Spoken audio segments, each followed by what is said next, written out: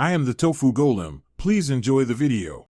You'll start by enabling Face ID specifically for purchases, so apps and in-app purchases use your biometric consent. Open Settings, tap Face ID and passcode, and authenticate with your passcode. Then toggle iTunes and App Store on. Once done, make sure your Apple ID is signed in under App Store settings so the permission links to your account. This step tells the device to replace password entry with a secure facial scan, which speeds checkout and reduces typing errors when installing or buying apps.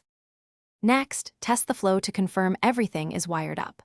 Open the App Store and attempt a free download or re-download. When prompted, choose to use Face ID. You'll see a brief camera animation asking you to glance. That verifies the biometric. Once confirmed, go to Settings App Store to adjust Require Password Timing for purchases, which affects when Face ID is requested. These steps fine-tune the behavior so Face ID appears only when you want it. Finally, lock in the setup and handle common failures.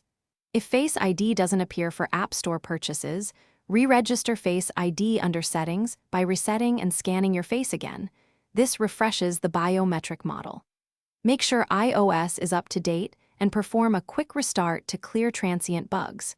If problems persist, sign out and back into your Apple ID to reset permissions. One key troubleshooting tip: clean the true depth camera area.